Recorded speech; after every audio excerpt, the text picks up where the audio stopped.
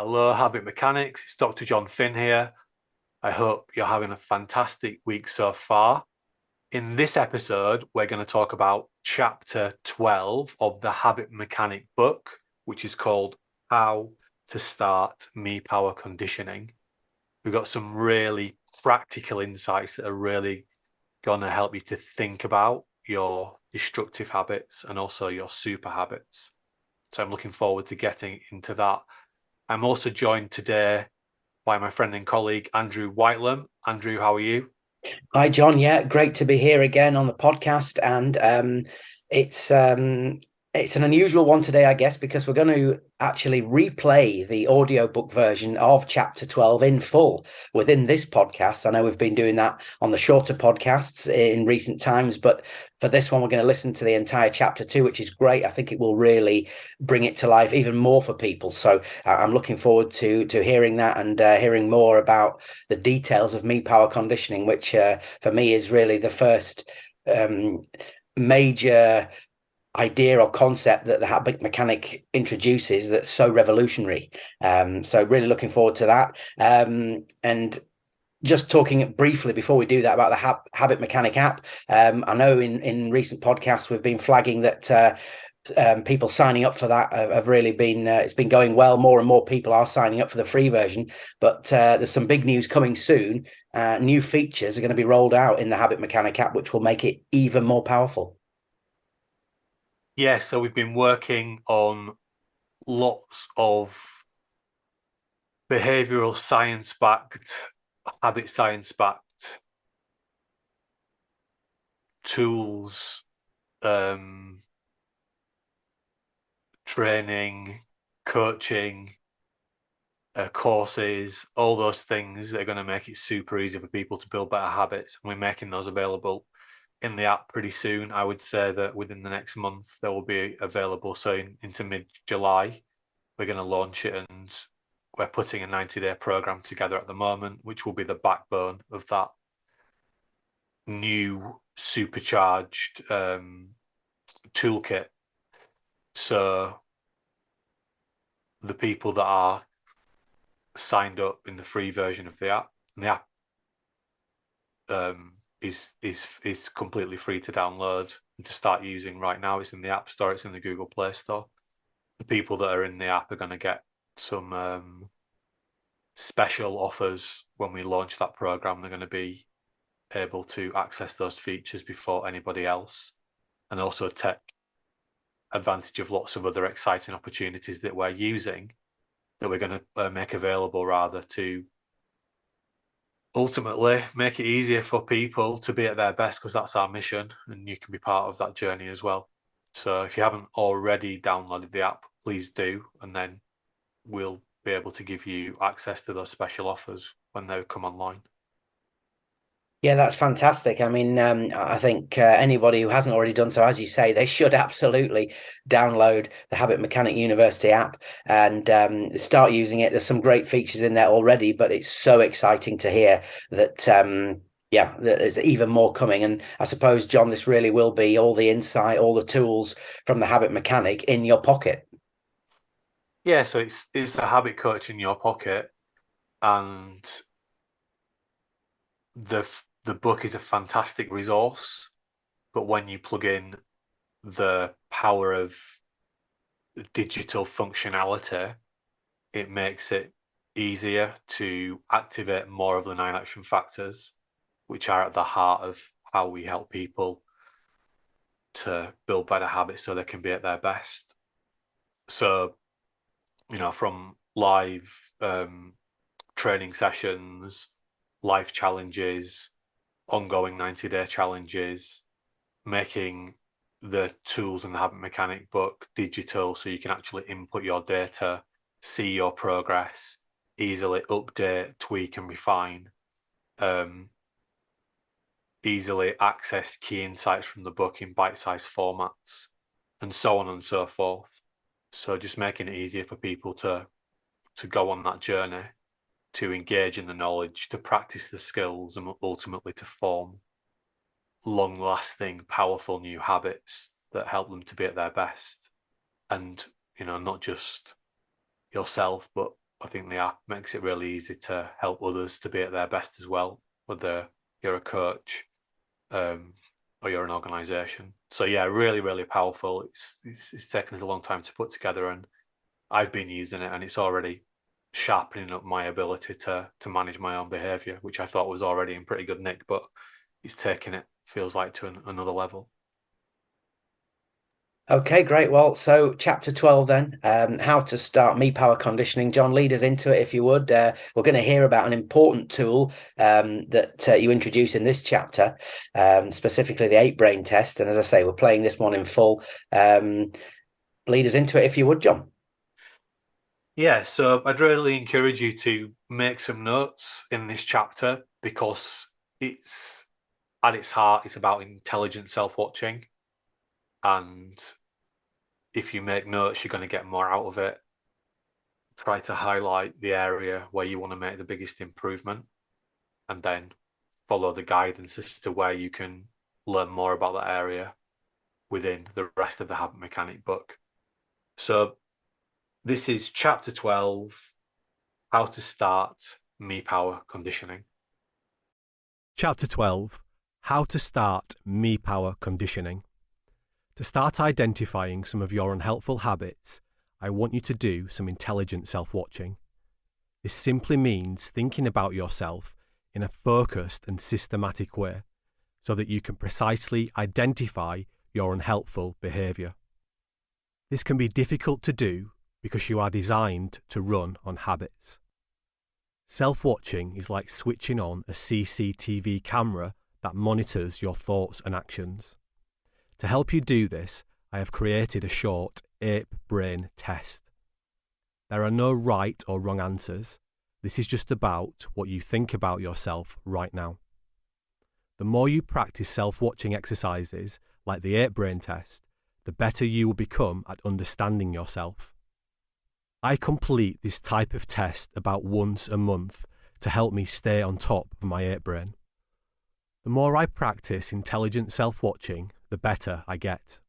You could complete the test either from your own point of view or on behalf of a person you want to help. Score each statement from 1 to 10, where 1 equals never and 10 equals always. Please note that it doesn't matter what your scores are. The important thing is that you are thinking about yourself and identifying your strengths and areas for improvement. Don't overthink your scores. Just go with your gut instinct. The more you practice intelligent self-watching, the better you will get at it. To complete the 8-brain test online, go to tougherminds.co.uk/habit mechanic and click on 8-brain test. I will also read out each statement now. Statement 1. I reflect on my diet, exercise and sleep and plan to make daily improvements in these areas. Give yourself a score out of 10, where 1 equals never and 10 equals always. Statement 2. At the end of the day, I always reflect and highlight what went well and what I can improve tomorrow. Give yourself a score out of 10. Statement 3. At the end of every week, I reflect on what went well and plan how I can improve next week. Give yourself a score out of 10. Statement 4. From time to time, I think about my future. I set long, medium and short-term goals to focus my efforts and achieve major objectives. Give yourself a score out of 10. Statement 5. I regularly update my yearly and monthly calendar to add important work and life activities. Give yourself a score out of 10. Statement 6. I recognise when I'm stressed and successfully plan to reduce my stress. Give yourself a score out of 10. Statement 7. I monitor my confidence levels and successfully build up confidence in areas where it is low. Give yourself a score out of 10. Statement 8. I recognise when my emotions are unhelpful and can successfully keep them under control. Give yourself a score out of 10. Statement 9. I successfully plan to improve my productivity levels. Give yourself a score out of 10. Statement 10. I successfully plan to spend less time dwelling on unhelpful thoughts. Give yourself a score out of 10. Statement 11. I successfully plan to improve my performance as a leader. Give yourself a score out of 10. What next? First, select the area you think it will be most helpful to make a small adjustment to today to help you be your best. Second, write down one small thing you will do differently to improve this area. Tip: writing "be less stressed" is too vague to be helpful. Instead, be specific. For example, write a 3-to-1 daily reflection at the end of the working day. Finally, explain why. For example, it will make it easier to de-stress, switch off, sleep well, and be at my best tomorrow. Don't worry if you are not sure how to improve the area you have selected, because I am going to cover all of the core 8 brain test themes throughout the remainder of the book. Although this book has been written to be worked through sequentially, you can jump ahead to get some improvement ideas if you promise to come back to this point in the book and continue listening. I have listed where you can learn more about each core 8 brain test area below. I want to improve my sleep and/or diet and/or exercise. Go to chapter 19. I want to improve my long, medium, and short-term goal setting. Go to chapter 16. I want to get better at managing stress and thinking more helpfully. Go to chapter 22. I want to improve my confidence. Go to chapter 23. I want to get better at performing under pressure. Go to chapter 24. I want to improve my focus and productivity. Go to chapter 25. I want to improve my leadership. Go to step 4, Chief Habit Mechanic Skills.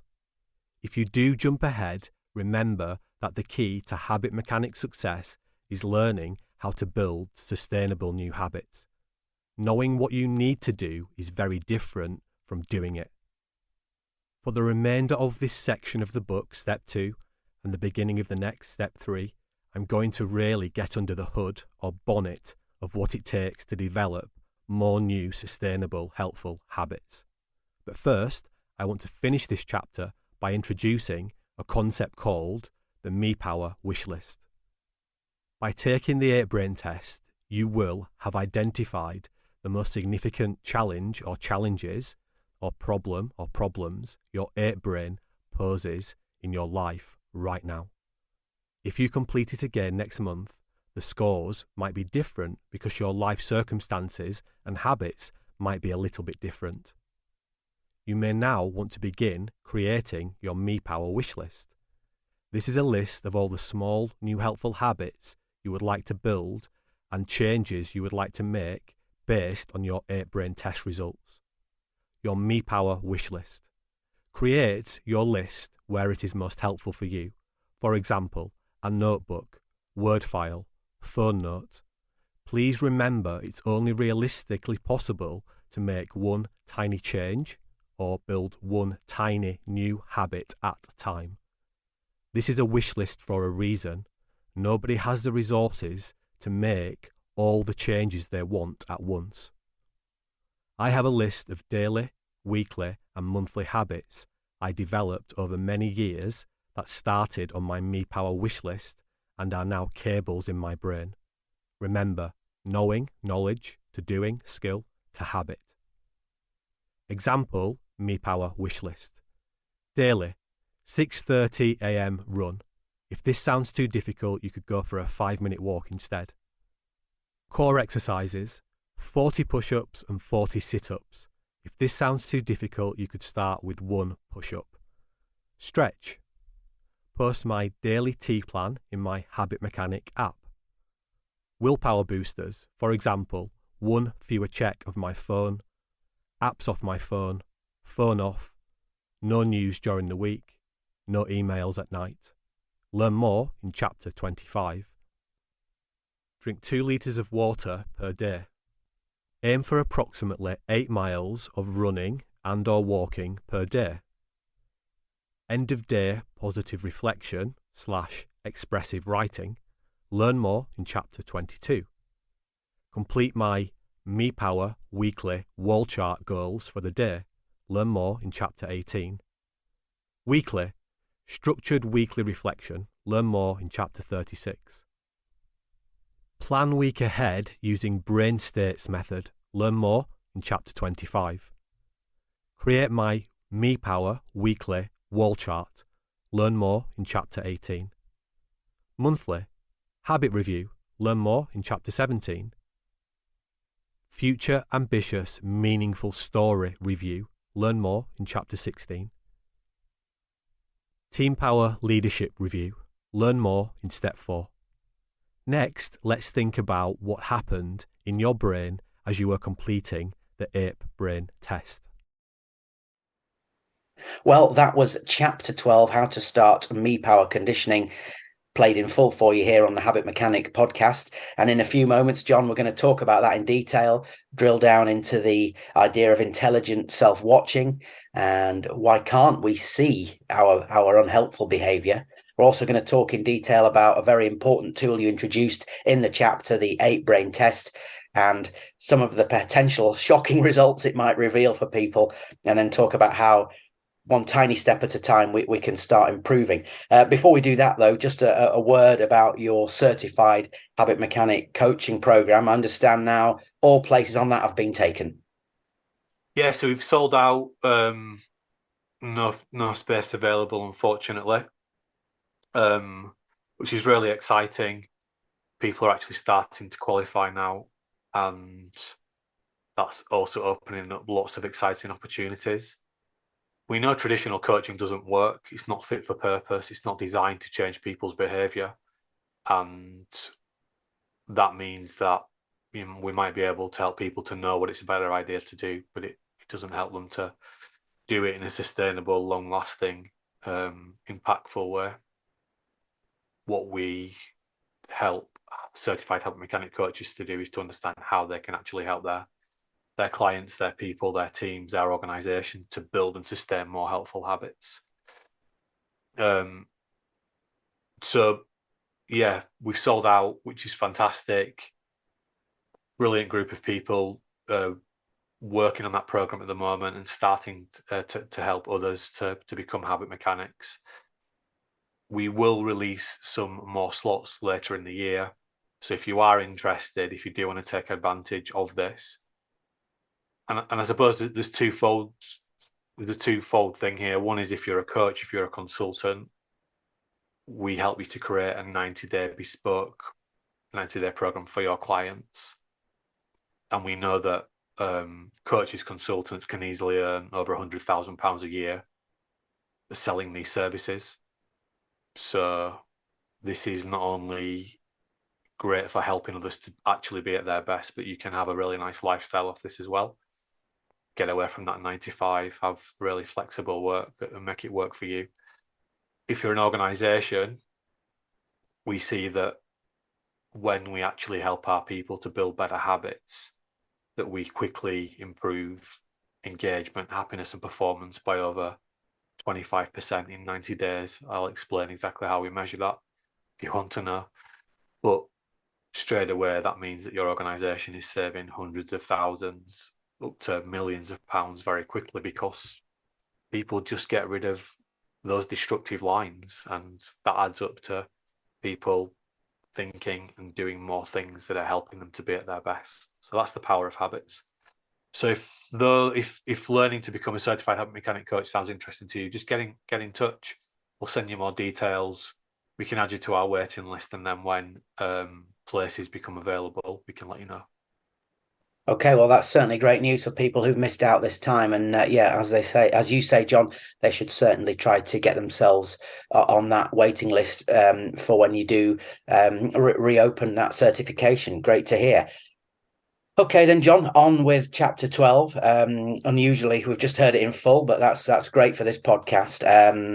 How to start me power conditioning. And the chapter starts by explaining and pointing out that it's now important, as we continue our journey through the habit mechanic and gain more insight, to start identifying unhelpful habits, as it says, unhelpful to us. And the key tool here, the key process is what you call intelligent self-watching.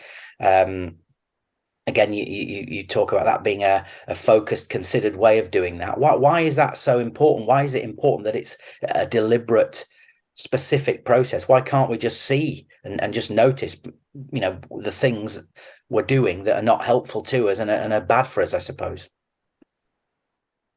Because most of what we're doing most of the time is automatic, semi-automatic thinking and doing. And therefore, if we want to move out of the automaticity, we have to do that deliberately. And because we're just not really wired to think about ourselves in these ways, then just noticing our behavior might not be all that helpful. We have to do it in a focused and educated way about, well, this is how brains work at a gist level, and that's the chapters we've gone through so far. So I can understand that my 8 brain is beating me up because it's paying attention to the fact that I think that important people in my life might not be regarding me so highly right now. I know that my 8 brain is making me procrastinate on challenging work because the challenging work isn't giving me a fast reward. So that's where we don't just say self-watching, we say intelligent self-watching. And in fact, throughout the whole, in chapter 5, we introduce the concept of habit mechanic intelligence. And throughout the book, we show the igloo of confidence that we also introduce in chapter 5, building up one small step at a time as you work through the book and you develop your ideas. The first core component of habit mechanic intelligence is intelligent self-watching. It's that awareness of the things that I'm thinking and doing and how helpful they are or not in relation to the goals I have in my life, my health, my happiness, my performance goals that help me to be at my best or not. But the gateway to understanding that is intelligent self-watching. So it's so important. There's a brain maturation element here as well. So the prefrontal cortex, which is the part of our brain, and we actually go into quite a lot of detail about the the the very specific mechanics of brain function in the next chapter. But the prefrontal cortex sits behind your eyes all the way to the top of your forehead. This is where willpower lives. It's the hack brain that we talked about in the last chapter, helpful attention control brain. Some would call it our logical brain. It's the part of our brain that we use to do intelligent self-watching. It's like the brakes on our automated behavior. That's the function this can have. But it's not fully wired until we're about 25 years old, if we're men. And if we're women, it's about 24 years old, because the female brain myelinates about 1 year ahead of the male brain. When I say myelination, I just mean wiring up. So your brain runs on electricity, is a simple way to think about it. And the wires, your brain is kind of wiring up from the back to the front. So the first wiring starts at the back of the brain in those deep essential centers that run our basic life function. And then as we're maturing, as we're getting older, more and more of that neocortex is getting wired up. And the last bit to fully wire up is our prefrontal cortex. And that's the part of our brain that we use for intelligent self-watching, what we might call good self-awareness. So up until we're about, well, mid-20s, the hardware that we use to do intelligent self-watching isn't actually fully wired up. Now, that doesn't mean that we can't speed up the wiring, and it doesn't mean that we don't have any self-awareness before that point. It's just that in our mid-20s, we've got the full hardware. And what we see, for example, there are a few different, I suppose, sets of data, of sets of understanding, is that by the time you get to about 8 or 9, you have maybe a bit older, a bit earlier for girls, you have that understanding of what's right and what's wrong, and you have the ability to intercede and be held accountable for your behavior. We see that in our programs. So when we make it easier for young people to do intelligent self-watching using our planners and using these types of self-assessments and tools that we share in the Habit Mechanic book, then we see that young people get better at doing intelligent self-watching and intelligent planning. You know, if you think from a religion perspective, in the Catholic Church, you do your first confession, I think, when you're about 8 years old, connected to your first Holy Communion, and that's a similar idea. You're being held accountable for your own behavior. So yeah, so there's a brain maturation element here, which is really interesting as well. But anyway, that's a bit of a whistle-stop tour of intelligent self-watching and the connected brain function. Yeah, no, but I think it's so fascinating how, and this is, I suppose, the essence of Habit Mechanic, that the sophisticated understanding of the brain and how it drives human behavior is harnessed and made simple and applicable for people. And I guess many people might, who are perhaps parents or know young people, might recognize some of the changes in attitude or behavior because of that brain maturation.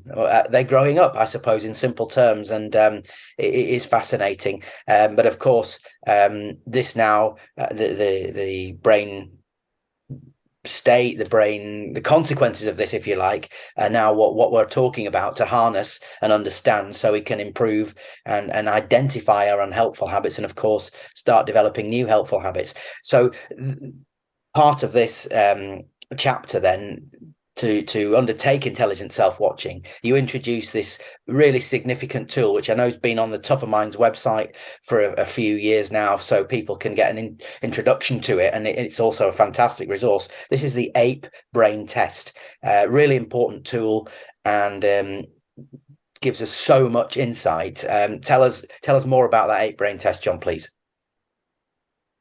Yeah, so we've designed the 8 brain test and similar, what we call habit metrics, to make intelligent self-watching easier, to give people a framework to assess themselves against. And these are themes. There's 11 questions or statements in the 8 brain test. These are themes that we see, that we saw emerging again and again and again with the thousands and thousands of people that we worked with. That these seem to be the most important things that people wanted to manage, to get more control over, in order to be at their best, or to feel like they were being at their best. So that's what it's designed to do. And I think that another part of why we design these subjective, I'd say self-determining assessments, were because we just wanted to also give people a really quick way of analysing themselves. And I suppose there are two things that are going on when you complete this self-assessment. One is you're actually learning about yourself, because you don't typically, the questions that you heard in the audio of chapter 12, they're not things that we normally think about. We might think about the odd one, but we don't think about them regularly. So it helps us to learn about ourselves and think about ourselves in a different way. But then it also allows us to assign a score and to make a judgment about where we think we're at. Yeah, so the roots of this approach were in a tool that I used a lot in sports psychology. It's called performance profiling. I forget the name of the guy that brought that into sport, and I forget the name of the theory that underpins it. But it's a very self-determining tool that you can use to just start to analyze your behavior in a really self-determining way. And in I suppose in the confidence chapter of the book 20, chapter 23, and also the cultural architect chapter of the book, chapter 32, I use kind of some similar versions of that performance profiling tool.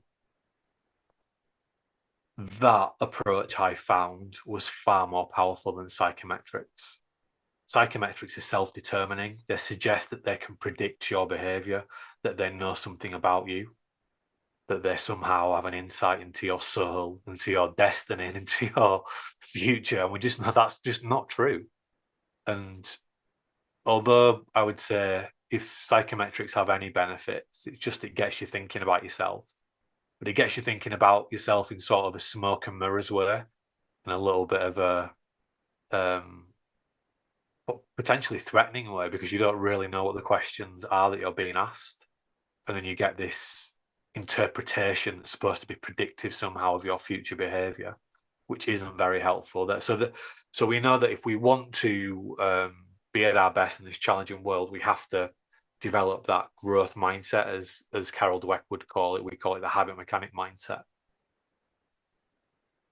Psychometrics, I would argue, move you in the opposite direction. They move you to more of an 8-brain mindset or a fixed mindset, which is really unhelpful for being at your best in the post-pandemic VUCA world. So, and also those psychometrics, they take time because you have to complete it. Someone has to analyze the data and then da-di-da-di-da. I also found that if I have an hour to help someone to be at their best, I don't want to spend the hour doing a psychometric profile. I'd rather spend the time actually helping them. And you can get a good gist of where people think they're at by just asking, well, out of 10, give me a score. And these are some of the so the Likert scales that we see, that stuff I'd see a lot in physiology. So, in physiology, you have a lot of very precise biological measurements, but you also have some quite subjective measurements as well, like how hard are you working out of 10, So I think there's a combination of things that underpin the structure of the 8-brain test and the habit metric tools. I'm just trying to piece together there where some of these things come from. When you put things together over such a long period of time, I suppose not every influence can be consciously brought back, because we know how unconscious and subconscious we are. So, in short, there's a lot of influence behind this very simple assessment. And the version you just heard, that you see in chapter 12, as simple as it is, it's thousands of iterations to get it to that point. Yeah, I've, as someone who's done the 8-brain test a few times and been, I'm going to say, subjected to a psychometric testing of various kinds for job interviews and other bits and pieces. Yeah, it's completely different. And as you say, the psychometric tests are a little bit arcane and a little bit sort of esoteric. And you think, what does that mean? I don't know. I'm just making this up, but it might be something along the lines of, you see a dog. Is the dog a dangerous one? I don't know. It's these questions you can't quite put your finger on. Whereas the 8-brain test gets straight to the point. It's very practical, but so insightful and so powerful. And yeah, absolutely. It's so useful in and of itself for me, John. I was going to go on to say, people might complete the 8-brain test and be slightly worried or shocked by some of their results. The way they've rated themselves, it might paint quite a bleak picture, but obviously then you lead them on to start taking action, and taking the 8-brain test is the first step in a journey towards improvement. And in chapter 12, you talk about developing a wish list of new helpful habits. Specifically, you call it a me power wish list, and you share your own in the chapter as well, don't you? Yeah, so we can make positive change, but it's only one tiny change at a time. So We talked about the mindset factor. That's one of the nine action factors. Another one is the tiny factor. So it's good to recognize the areas that you'd like to work on, but we also need to be practical and understand that we can only make one tiny change at a time. So it's a wish list. These are the things I'd like to improve. If we have that list as well, then it's easier to see the progress we're making. And that's why, the app, for example, the new features are so powerful, because it's easy to see the progress that you're making. So, yeah, it's normal to see lots of areas you'd like to improve.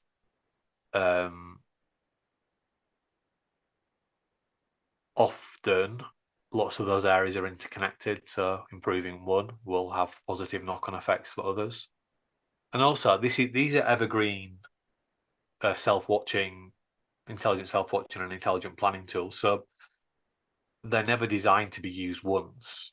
And you'll find the more you use these self-assessments, the better a judge you will be of your own behavior. So I suppose the first time you answer these questions, you might be quite extreme in your views. Some may be extremely hard on themselves. Some may be overly confident about how well they're doing in these different areas. And that's why it's important to keep revisiting and keep revising. Yeah, and I share, my wish list and the things that I work on. And all those examples are, connected to the things that I do. I go on in later chapters to show what I call super habits and how that transfers into super habits. So yeah. Yeah. No, sorry, John. I was just going to say, as so people should just get into their head the idea that this is not just a one-off. That it's not. Although the 8-brain test is one of the first tools we see, you'll do it again and again, and there's benefit in that to repeat that. Absolutely, yeah. It's just all the tools in the Habit Mechanic book are built into daily, weekly, monthly, or even bi-monthly or quarterly. So the 8-brain test and some of the more in-depth habit assessment tests, they're kind of monthly, bi-monthly self-assessments. And it's so important that we keep going back and checking in with ourselves. Yeah, and just again, when people do that and they have a list that is perhaps shocking to them, disturbing, perturbing, that they think they see so much they need to correct or improve on, if you like, it's important then, as you said before, to keep in mind just one tiny change. Why is that so pivotal? Just the idea of just incremental progress rather than trying to make huge leaps. Because our brain is designed to save energy.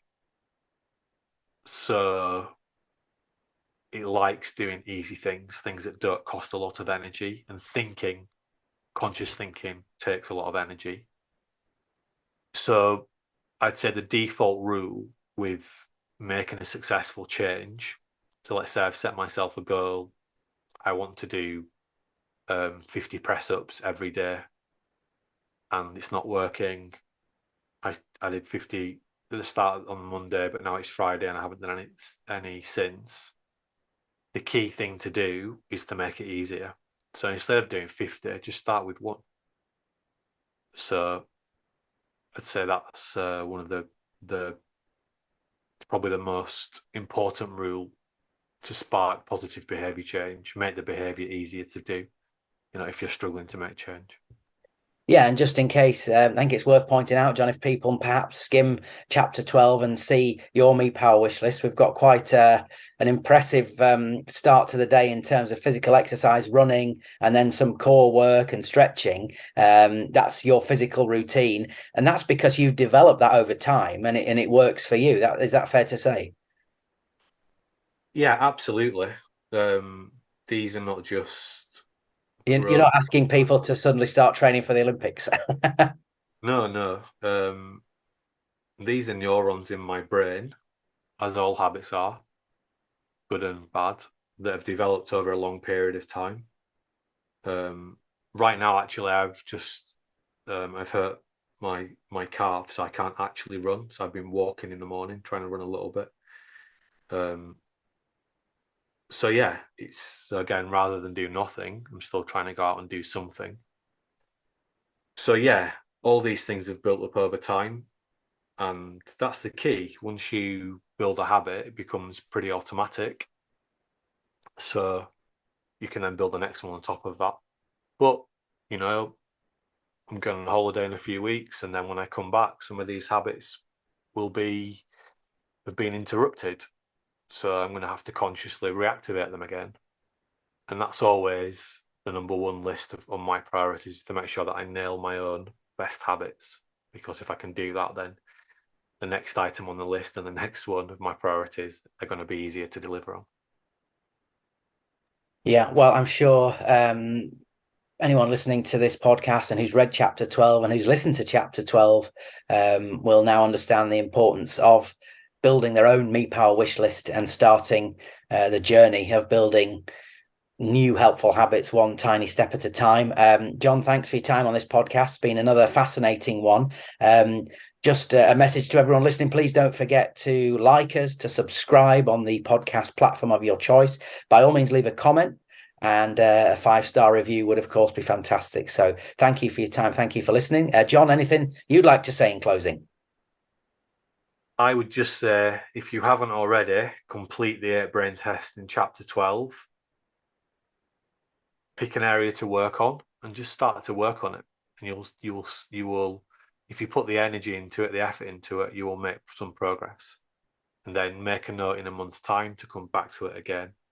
And if you have the T plan going as well, and maybe a 3-to-1 reflection, you're starting to build up a really nice foundational set of behaviors. And as we go into further chapters in the book, and we introduce further tools, and you can build on that more and more. So the key is to do something so that you can start to not just know how to begin building better habits, but start doing it.